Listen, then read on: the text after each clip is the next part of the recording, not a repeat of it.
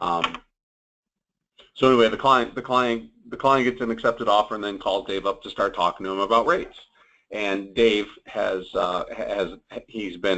he's had this information kind of preached to him for several months now, and his response to me, or his response to the client, was epic. I didn't coach him on this, but it really signifies his ability to grasp the meaning behind what it means to be in this, triangle of trust type conversation. And so, to make a very, very long email very short, he basically said to the client, he goes, "You know what, Mr. Johnson, I am greatly honored that you decided to contact me for a mortgage, and your relationship with Mr. Taylor is vitally important to me, and I obviously will do everything I can, because I told you in the beginning that my business is built on this whole triangle of trust concept. But I also told you in the beginning that my business isn't right for everybody, meaning I'm very particular about the people I work with, because I'm not sure if I'm a right fit for you and your needs, and I know that you think the same way about me, whether or not I'm a good fit for you and your family's needs." I said, sure. But because of this mindset that I have with my with my clients and the source of business from which it comes from, so in this case your friend Mr. Taylor, I want to make sure that I do everything in my power to earn your business. So I'll be more than happy to go back and see where I can cut my commission and reduce my income to my family, so that I can help you get this loan. And Mr. Taylor responded, or Mr. Johnson replied with, fantastic. I mean, I understand that's how you get paid, but I want to do what's right by my family. And Dave responded with him. He goes, "Well, in light of how my business works and how I need to make a good financial decision for myself, I need you to make a commitment to me. And it's a commitment that I really do need you to make, and it's almost a promise, because if I'm going to deliver on what you need, I need you to deliver on what I need in return." And as we talked in the beginning, I count on my clients like Mr. Taylor to refer me to the people they care about. And in this particular situation, if I deliver on everything that I say, and through the process as it goes on, I need you to commit that you will refer me at least 2 people that are in the market for mortgage advice before you close. So I'm not looking for a loan application. I don't need somebody to be buying a house. I just need to talk to 2 people that are interested in understanding what their options are. Can you make that commitment to me today? And Mr. Johnson's like, "Absolutely." And he goes, "All right, well, let me go back and let me make sure that I can deliver on this. And in the event that I can, I just want you to know that I tried. I value your relationship with Mr. Taylor, and above all else, that's what I care most about. But I also have to make sure that this is a good business decision for me." Yeah. So I sat back and I read this email over and over again, and I was like, "You've got to be kidding me." I go, that's the same response that I used to give almost consistently when I felt like I was being pounded or I was being shocked. And I became very, very comfortable with how, saying that, and it went back to, it kind of amplifies a couple different things.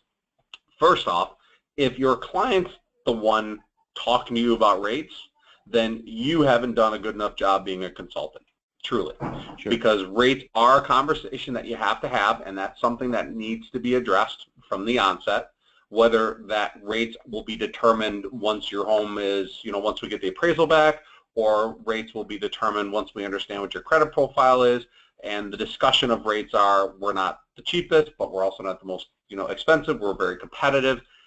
Dave, in this particular case, in my opinion, didn't have a very meaningful conversation with the client about rates, because the client was the one that brought up the conversation, which I always take to be, you didn't do a very good job in developing your relationship about what their needs were, meaning you addressed all the things that you wanted to, but you really didn't dig deep enough as a consultant to find out what some of their fears were.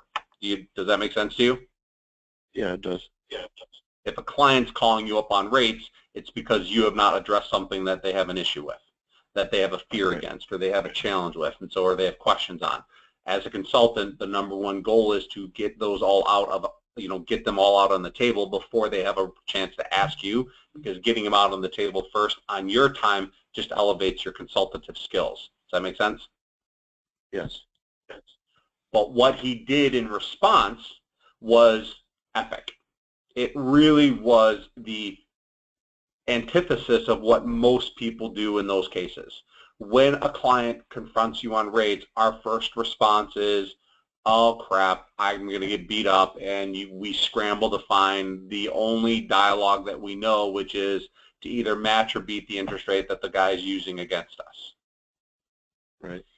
Truth be told, if you set the stage with your clients from the onset, from the very first conversation that you have, and you talk about the triangle of trust, and you talk about the amplification of relationships, and you talk about how your business is 100% referred to you, and how you your goal is to get them to be in a place where they're compelled to want to refer you, and that you come from a place of want, not need, and not every client's a perfect fit for you, and you realize that, and you're going to make a decision if it's a good fit for your business, just like they're going to make a good fit if you're make a decision if you're a good fit for their for their family's needs.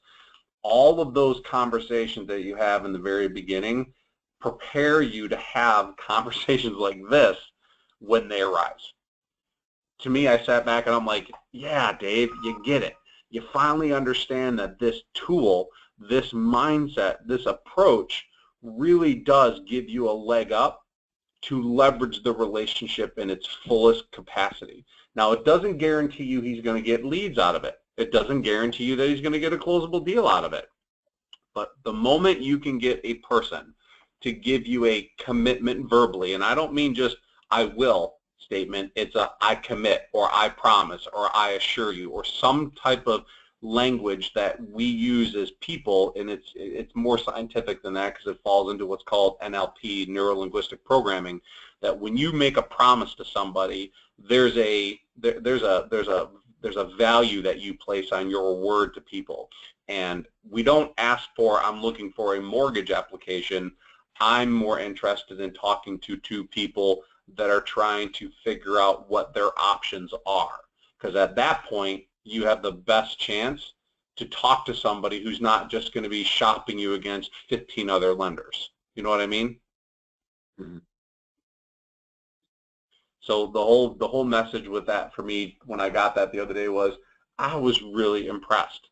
And I wonder how many times a week do we go through conversations with our clients that we miss out on being the consultant and miss out on orchestrating referable moments, and how are we missing out on creating those situations that really get our clients to focus on providing us with the highest and best complement that we want, which is referrals and introductions, because we do on a very consistent basis do provide a very high level of value and knowledge and commitment. We probably perform pound for pound at a higher level than most loan officers and most teams and most companies in the country.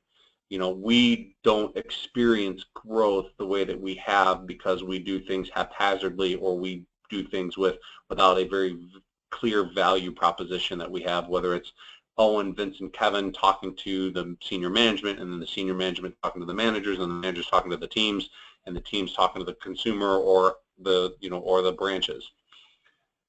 It's really a concept that when you get it, every conversation can be turned around. Every conversation, especially ones with rates. I mean, in a million years, would you have thought to have that kind of a response with somebody that was shopping you on rates? No. But the cool part is, or the uncool part is, or the unfortunate part is that if we don't set the stage in the very beginning, we are unable to have that kind of conversation effectively, correct? Correct. And so the problem that we have is that when those moments arise, we can't go back and recreate a first impression. That's why when we talk about setting the stage, it's vital, not just so much to get the message across, but to help insulate you and elevate you against the commodities, the commoditization of our industry. I mean, the consumers still, for a lack of a better term, a good percent of them still perceive rates to be a fundamental question that has to be addressed. They may not, commoditize you to the nth degree like 20% of your clients might, but everybody wants to make sure that they're getting a fair price. Everybody wants to make sure that what they're getting is value received for the value proposition, meaning that if we show up and we're the highest priced branch, but we don't articulate our value, we can't communicate our value, we don't provide our value, we don't deliver on our value, then of course the client has every right to question us about rates and our prices. And so when a client brings that up to you, when you're forced to have to confront that, the first question in the back of your brain should be, what did I do to convince them that this was a necessary conversation to have? Because the ones of my clients that when they went to closing, they were more concerned about payment. I mean, after doing this for 20 years, my clients overall, as a general rule, cared more about three things: how much money out of pocket, what's my monthly payment going to be, and when are we closing? You literally can narrow everything down to those three things. And when you talk about interest rates, that's because that's what the market drives as being the qualification for all of us. And that's wrong. A difference of 0.25% in interest rate may effectively change a payment by $30 a month. But that 0.25% may be the reason why they go down the street to a credit union who isn't going to deliver on 80% of the value that you can bring, because they don't provide consultative skills, they don't provide negotiation abilities, and they sure as hell don't manage their clients' fears and expectations. And those things all go out the window if the file and the process is flawless. But Steve, how many loans have you been a part of where the process is flawless? Very, very few, if any. And so our clients, again, don't know what they don't know. So when we hear questions about rates, that's not the question they're asking. In Dave's case, the question about rates was a result of his inability to dig a little bit deeper with the client and really kind of shift it to more of a payment question, because that's really what the client's asking. But he did a very good job of using what he's learned to turn it into an opportunity. So there's plenty to learn from this story, but the basic reality is A, your clients will not shop you on rates if you provide them a high enough value, because you're consulting with them and you're finding out what's really important. But rate will be a question that you'll probably need to address at number 5 or 6 or 7. And I always loved bringing that up, because interest rates for me were always a range. So I would always give my clients a payment and give them a rate attached to it. So I would say, well, you'd be looking at a payment between $1,000 and $1,000 and $1,050, with interest rates right now hovering between 4 and 4 3/8. That's what I would tell them. Right. But you know what would happen after 2 weeks? You know what number they would remember? What's the number that they would remember? I price of the payment. Yeah, they don't care about rate. They care about payment. That's the only number that really goes to their bank account every month. Yep. So when you give both of those details to your clients, the payment and the payment and the interest rate in the beginning always should be a range, because you can't control anything, and they're probably not at that moment looking at locking in an interest rate anyway. But the truth is that if you address the payment and put the rate on the back heels of it, and wait to hear what response they give you first, then you'll know what kind of client you're working with. Engineers will focus more on the rate and then the payment, but most everybody else will focus on the payment and then not really concern themselves with the rate, because in their minds, if the payment fits what their budget is, who gives a crap? They're more concerned now with, can I close on time, and am I really going to get the house? Okay. That make sense? It does.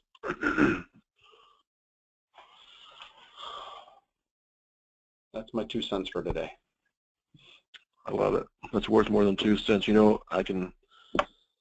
I'm having as I go and I talk to clients, like like you and I have been talking about. And I start thinking back to my Quicken Loans days, and some of their training is kind of hypocritical in the sense of, I mean, they talk the thing about relationships and that kind of thing, but they didn't really truly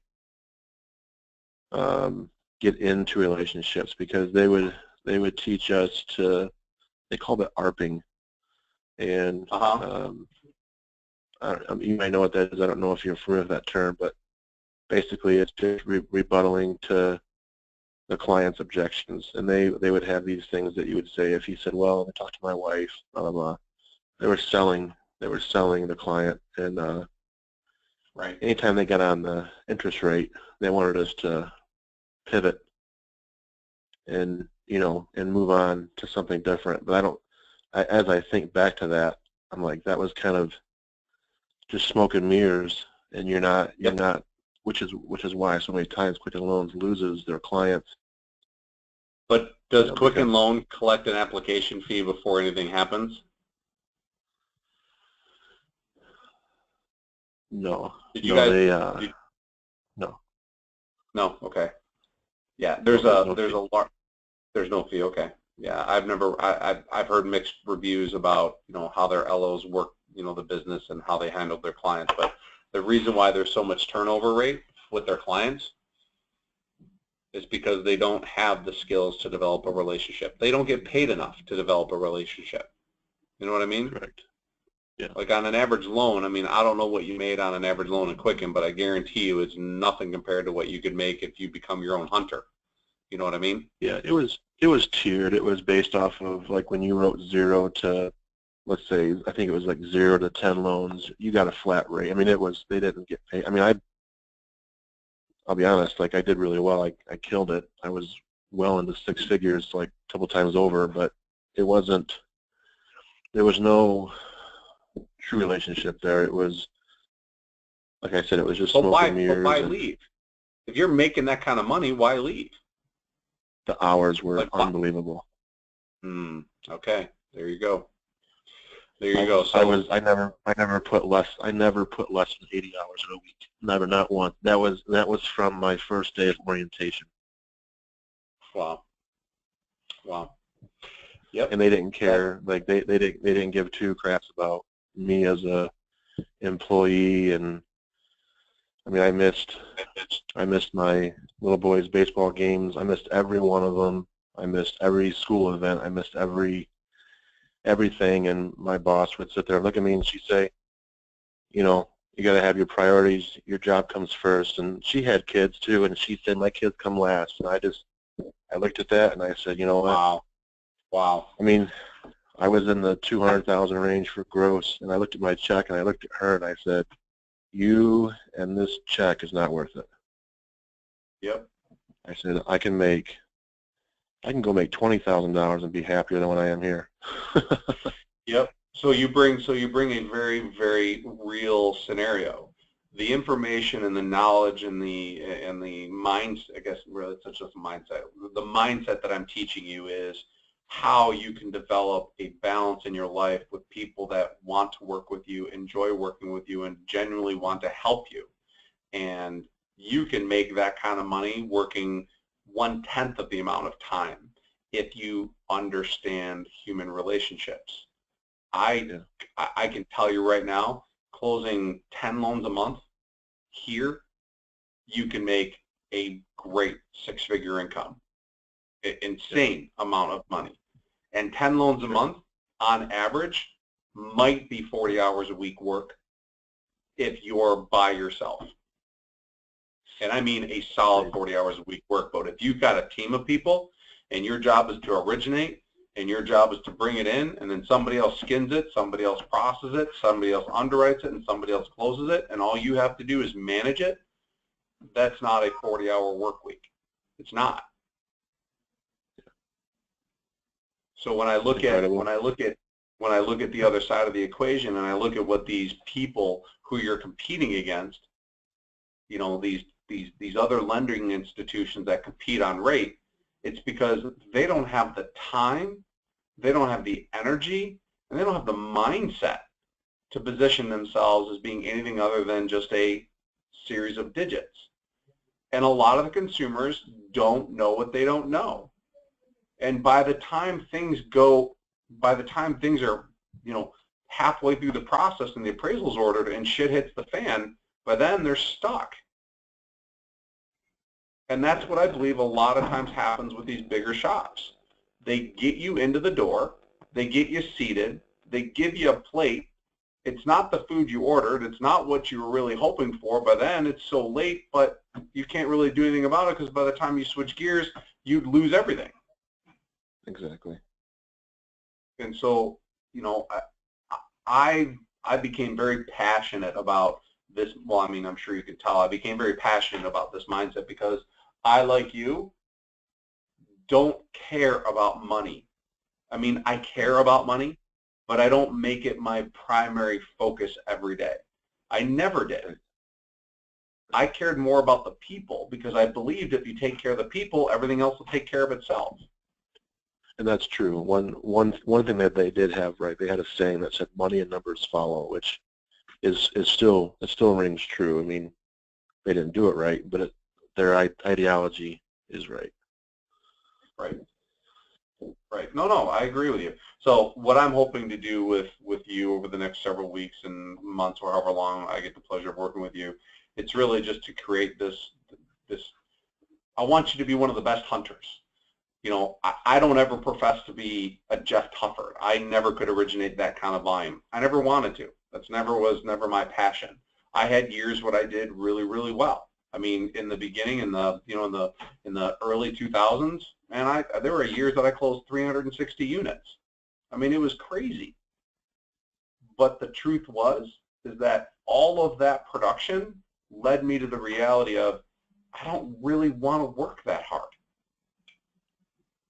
I don't want to do that much business.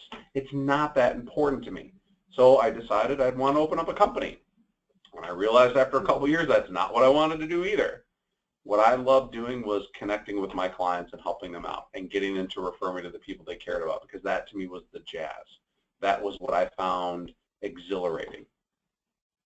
And then when I lost the passion for that, I moved into this position and became what you see today, which is giving back to the people that are going through the same evolution that I went through, and all I'm trying to do is point out some of the pitfalls, roadblocks, and blind turns that that I ran into that I want to make sure nobody else has to hit. And I didn't have a mentor. I didn't have somebody to stand over my shoulder and provide me with skills that would make me more effective. And I by no means am a professional coach. I don't ever profess to be, and there are plenty of mentors, and I mean Jeff's even a great mentor in that respect. But for me it was just about how I could find what made me happy, which was if I helped you out and you said thank you to somebody and they called me, and that put me off. Man, it just set me to a whole nother level. And it happened. It happened on a consistent basis. And the story that I gave you earlier is just another example of how you can orchestrate it. Like I don't want hopium, the drug hopium I call it. I don't want hopium to be the focus on when you show up to work and you hope something's going to happen. I want you to have more control and more deliberate conversations that really kind of put people in that mindset. I don't ever assume that they'll get it right. Somebody told me years ago, if you want something, you've got to ask for it. Don't get mad at somebody for not giving you what you want if you didn't ask. Personal relationships. Well, he should have known. She should have known. That kind of thing. I just always believed that you have to put it out there. And if you put it out there with a genuineness, it'll always be received that way, and not in a manipulative form. That's why I don't like sales. I think this whole mindset that I work with is all about getting people to understand and see your value, and then using that to your benefit, because you do provide a lot more than what most people put into the transaction. But our clients don't know what they don't know, and if we don't tell them, how else are they ever going to know what we're capable of or what our value is? Make sense? It does. All right, brother. Go feel better. Well, I appreciate it. I appreciate all the help. No worries, my friend. Hey, listen, there's a, I don't know if you got the invite or not, but there's a roundtable I'm doing at the end of March in Indiana. Did you get that or see that invite? I did not see that. Can you, if you didn't have one, Jeff may have got a copy of it, but there's a roundtable that's occurring in March on the 30th and 31st. It's a day-and-a-half event. It's a Thursday night dinner that I sponsor, and it's an all-day event in a conference room with all LOs and loan partners from Wisconsin, Illinois, Indiana, and Michigan. And I don't do a lot of the speaking. I've got two hosts, Dave Brown and Kristen Jones in Fort Wayne and Indianapolis, that are doing the hosting. So they talk about their businesses, and it's just a roundtable. It's just talking about marketing and sales. It's not about operations. It's not about branches. It's just about what we all are doing to help us grow our businesses and hearing what other people are doing that's successful and whatnot. I would love it if you were able to make it. I think you'd get a lot out of it. I think it'd be a great chance to hang out with some other like-minded individuals and give you a chance to really rub elbows with them and kind of get to know some people that are probably very similar. Yeah, I would love that. Ultimately, my goal is to get off on my own and, Yep. So I'll make it happen. I promise you, I'll make that happen. I've got skin in the game with you now, brother. I'm going to make it happen. Excellent. Excellent. Do me a favor, though. Reach out to Jeff, see if he's got that invite. If he doesn't have the invite, send me an email, and I'll forward you a copy of it. Will do. All right, brother. Have a great week. You too. See you, brother. Bye-bye. Bye.